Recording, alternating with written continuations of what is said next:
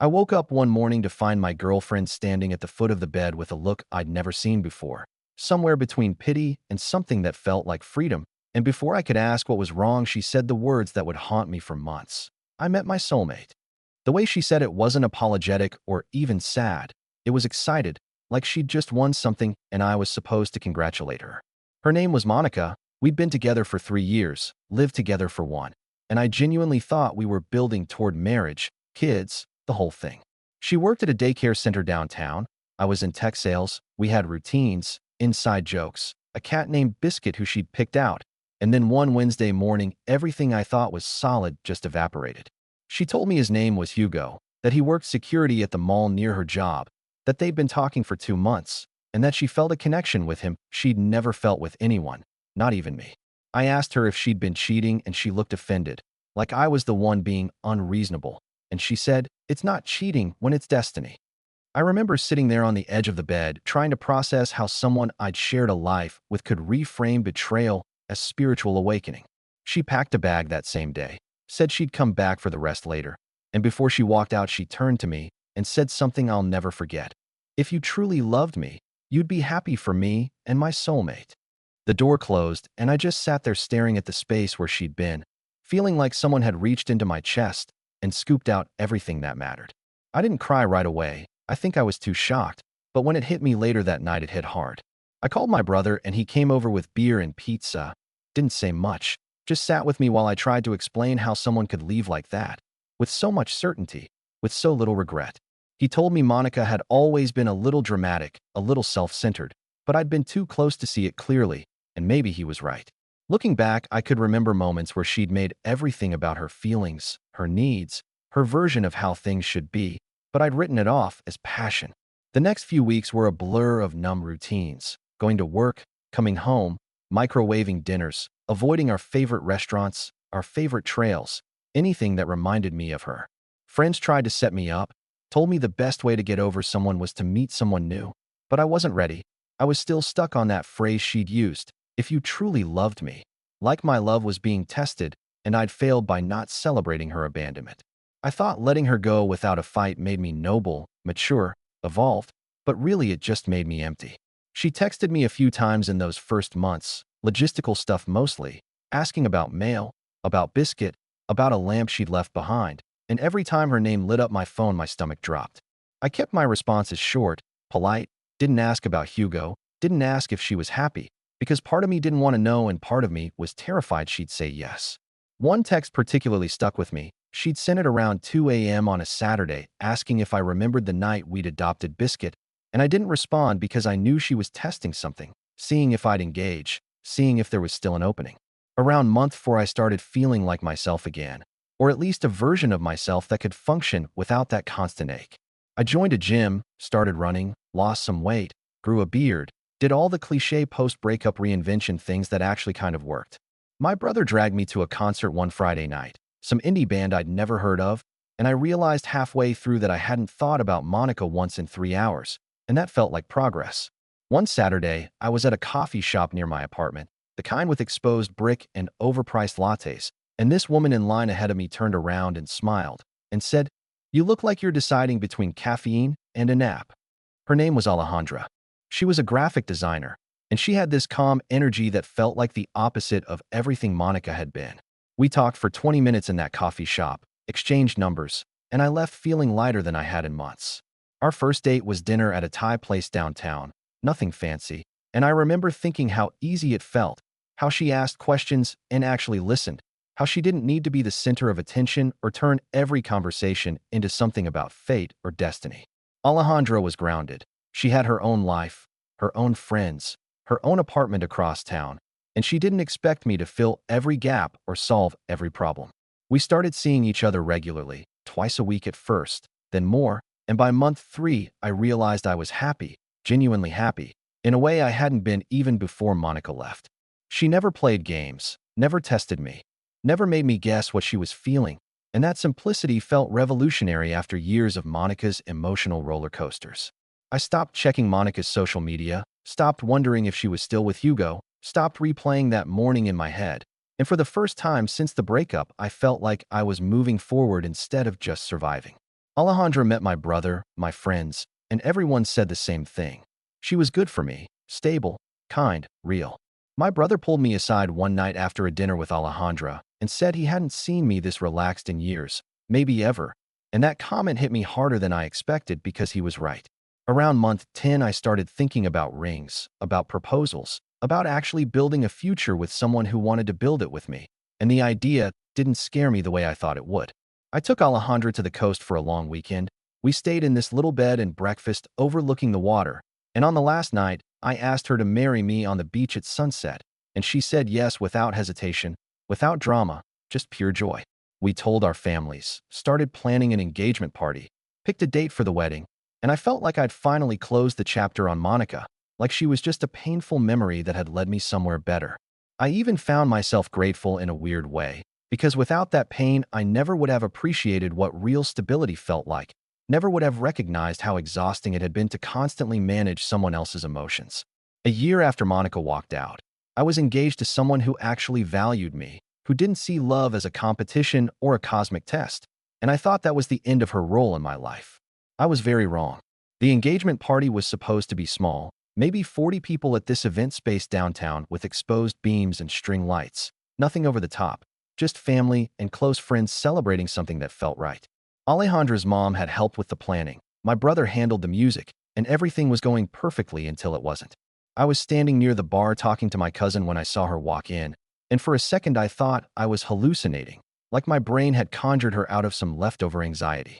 Monica was wearing a cream-colored dress, the kind you'd wear to a garden party or maybe someone else's wedding, and she had this expression on her face like she belonged there, like she'd been invited and was just fashionably late. My stomach dropped so hard I thought I might actually throw up right there next to the appetizer table. Alejandra was across the room talking to her sister and hadn't seen her yet, and I felt this immediate panic about what was going to happen, how this was going to play out, whether I should intercept Monica before she got deeper into the space. I started walking toward her, but she moved fast, weaving through clusters of guests like she knew exactly where she was going, and before I could reach her, she'd grabbed a glass of champagne off a tray and positioned herself near the small stage we'd set up for toasts. My brother saw her and looked at me with this what the hell expression, and I just shook my head because I didn't have words yet, didn't have a plan. Was still trying to process that she'd actually crashed my engagement party. She didn't approach me directly, didn't pull me aside for some private conversation. Instead, she just stood there sipping champagne and watching, and the worst part was how comfortable she looked, like she was observing something that involved her, something she had a stake in. A few guests recognized her. I could see the confused glances, the whispered questions, people trying to figure out why my ex-girlfriend was at my engagement party in a dress that screamed main character energy. My cousin walked over and quietly asked if I wanted him to handle it, meaning ask her to leave, but I told him to wait, hoping she'd just make an appearance and leave on her own. Alejandra finally noticed her. I saw the moment of recognition cross her face, and she walked over to me and quietly asked, "Is that Monica?" And I nodded, and she squeezed my hand and said we should just ignore her and let her leave on her own. But Monica wasn't planning to leave quietly. About 20 minutes into the party, my brother was supposed to give a toast. He'd gone up to the microphone and started talking about how happy he was for us. And then suddenly Monica was moving toward the stage. She didn't ask permission, didn't wait for an invitation, just walked up and took the microphone right out of my brother's hand while he stood there too stunned to stop her. The room went silent. That awful kind of silence where everyone knows something bad is happening, but nobody knows how to intervene yet. Monica smiled at the crowd like she was about to deliver good news and started talking about love, about second chances, about how sometimes we make mistakes that lead us back home. She said, "True love doesn't give up. And sometimes the universe tests us to see if we're strong enough to fight for what matters." And I realized with growing horror that she wasn't there to apologize or even to cause a scene for attention. She was there to reclaim me, to publicly announce that I was supposed to be hers. Alejandra's grip on my hand tightened, and I could feel her shaking, not with fear, but with anger, and I knew I had to do something before this got worse. I walked up to the stage and held out my hand for the microphone, and Monica hesitated, looked at me with this hopeful expression like maybe I was about to agree with her, about to validate whatever fantasy she'd constructed. I took the microphone and looked out at all these people who'd come to celebrate me and Alejandra. People who had no idea what Monica had put me through, and I felt this clarity I hadn't felt in years. I turned to Monica and said loud enough for everyone to hear, "You once told me that when you love someone, you should be happy for them and their soulmate." She flinched like I'd slapped her, and I continued, "Alejandro is mine. Please be happy for me. And please leave my life." The room was completely silent. You could have heard a pin drop, and Monica's face went through about 5 different emotions in 3 seconds: confusion, anger, humiliation, rage. She started yelling, calling me selfish, calling me cruel, saying I'd never understood her, that I'd never fought for her, that I was making the biggest mistake of my life. I just stood there holding the microphone while she spiraled, and finally Alejandra's dad signaled to someone, and 2 security guards started making their way toward the stage. That's when I recognized one of them, the taller guy with the buzz cut and the radio clipped to his belt. It was Hugo. Apparently he'd started moonlighting at private events after his mall gig, and the irony was so thick I almost laughed. Monica saw him at the same moment I did, and something in her snapped completely. She lunged at him, actually lunged, and started hitting his chest and screaming, "You were supposed to be different, and you promised me forever." Hugo looked mortified, trying to grab her wrists while staying professional, and his partner jumped in to help restrain her. Monica was completely unhinged now, spitting, scratching, calling Hugo a failure, calling me a coward, calling Alejandra names I won't repeat. They managed to get her arms secured and started walking her toward the exit while she thrashed and screamed. And every single person at that party just watched in stunned silence. I saw Hugo's face as they passed me, saw the exhaustion there, the regret, and I understood that whatever Monica had promised him about destiny and soulmates had fallen apart just like it had with me. He caught my eye for just a second, and I saw something there that looked like an apology, like he finally understood what I'd been dealing with. The door closed behind them, and the room stayed quiet for another few seconds. Then my brother grabbed the microphone and said, "Well, that was unexpected. Let's get back to celebrating these two." And people laughed nervously, and conversation slowly started up again. Alejandro pulled me aside into a hallway and asked if I was okay, and I realized I was. I was actually okay, because for the first time since Monica left, I'd chosen peace over saving her, chosen my future over her chaos. She hugged me tight and whispered that she was proud of me, and I felt something break loose in my chest, some last piece of guilt I'd been carrying about not fighting harder when Monica left. We went back to the party and finished the night surrounded by people who actually loved us, who actually wanted us to be happy. And when we got home that night, I held Alejandra and felt grateful that I'd let Monica go, that I hadn't fought for something that was already destroying me. The next morning, I woke up to 17 missed calls from an unknown number and a voicemail from Monica crying about how I'd humiliated her, how I'd turned everyone against her, how I'd ruined her life, and I deleted it without listening to the whole thing. I thought the worst was over. Thought that public humiliation would be enough to make her disappear for good. Thought we could finally move on without her shadow hanging over us. I didn't know she was just getting started. I thought after the engagement party disaster Monica would finally disappear, that the humiliation of being dragged out by security would be enough to make her move on. But 2 weeks later I got a call from a lawyer I didn't recognize asking if I knew anything about a lawsuit. Monica had filed against Hugo, against the security company he worked for, claiming excessive force, emotional distress, physical assault, the whole 9 yards. She was asking for $2 million and positioning herself as a victim who'd been brutalized by aggressive security guards at a private event. My first reaction was disbelief, then panic, because even though I wasn't named in the suit, I knew this could spiral into something that touched me and Alejandra, could drag our names through depositions and court documents and local news coverage. I called Alejandra immediately, and she could hear the stress in my voice, and she told me to breathe, told me we'd handle it together, told me Monica couldn't hurt us unless we let her. But I was scared, genuinely scared, because I'd seen what Monica could do when she felt wronged, how she could twist narratives and play victim and make people believe her version of events. The security company hired a defense team, and I got contacted by their lawyer who wanted a statement about what happened that night, about Monica's behavior leading up to the incident, about whether I'd seen her attack Hugo first.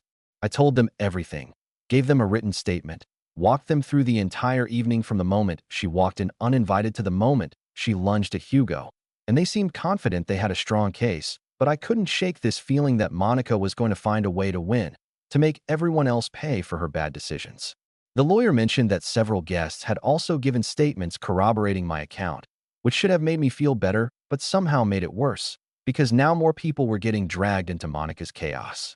The lawsuit moved forward and there was a preliminary hearing scheduled for early fall, about 4 months after the engagement party, and during that time, I barely slept.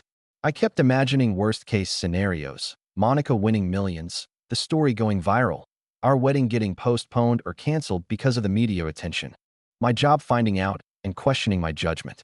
My boss actually pulled me aside one day and asked if everything was okay because my performance had dropped, and I had to explain the situation without sounding like I was involved in some Jerry Springer-level drama. Alejandra planned the wedding anyway, kept moving forward like Monica didn't exist, and I tried to match her calm, but inside I was falling apart. She'd pick out flowers, and I'd be thinking about court dates. She'd talk about the honeymoon, and I'd be refreshing news sites to see if the lawsuit had been covered. I started having nightmares about Monica showing up at the wedding, about her filing more lawsuits, about this never ending. The day of the hearing finally came, and I sat in the courtroom gallery next to Alejandra, watching Monica walk in wearing a conservative dress and minimal makeup, playing the part of the wounded innocent. She had a lawyer who looked expensive, probably someone she'd convinced to take the case on contingency, and he made his opening statement about how his client had been assaulted without provocation, how she'd suffered lasting psychological trauma, how the security company had failed in their duty to use appropriate force. Then the defense stood up and mentioned that body cam footage had been submitted as evidence, and I felt my heart rate spike because I hadn't known they had video.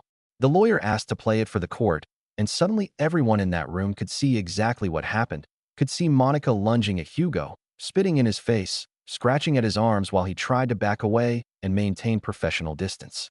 You could hear her screaming on the audio, calling him a failure, calling him worthless, and then see both guards trying to restrain her as gently as possible while she thrashed and kicked. The footage ran for maybe 3 minutes, but it felt longer, and when it ended, the judge looked at Monica's lawyer with this expression that said everything.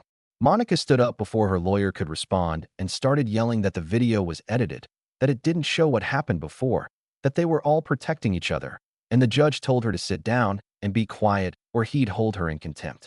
Her lawyer tried to salvage something, argued that even if she'd been aggressive, the guards had used excessive force, but the judge wasn't buying it.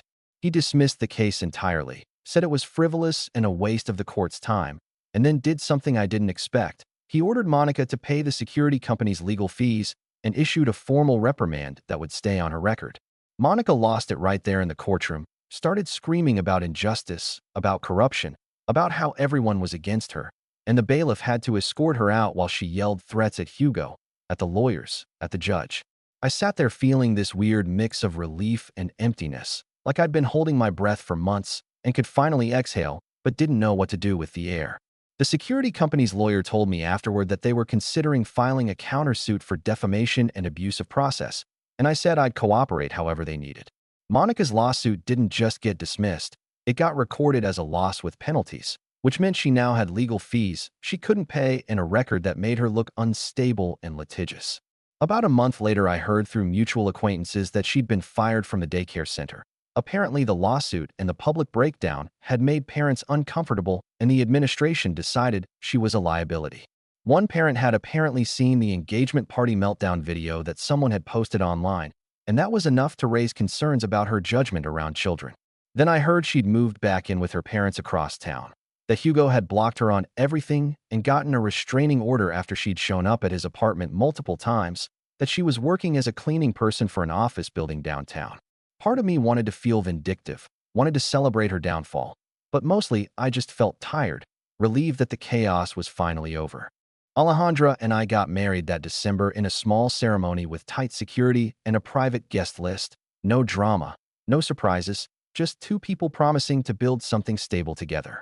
The venue had strict instructions about Monica with her photo provided to security, and I hated that we had to take those precautions, but it was necessary. We bought a house in the suburbs, adopted a dog, started talking about kids, and I realized I'd completely stopped thinking about Monica, except as a cautionary tale I might tell someday.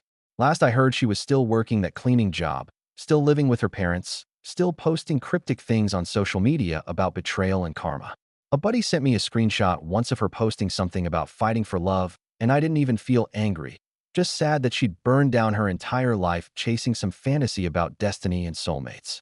Alejandra got pregnant in early 2024, and we had a daughter this past January. And holding her in the hospital, I thought about how different my life would have been if Monica hadn't left. if I'd stayed in that relationship and eventually married her. I would have been miserable, constantly managing her moods, constantly wondering when the next crisis would hit, constantly walking on eggshells around someone who saw everything as a test of loyalty. She said she just wanted to fight for love, wanted to follow her heart, wanted to be happy, but love doesn't look like destruction. Real love looks like Alejandra falling asleep on the couch while feeding our daughter at 3 a.m.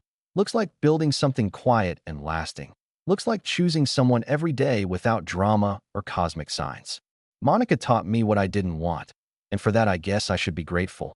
But I'll never understand how someone can confuse chaos with passion, can mistake obsession for destiny, can destroy everything around them and call it love. What do you think about this story? Let me know in the comments, drop a like, and don't forget to subscribe for more real-life stories.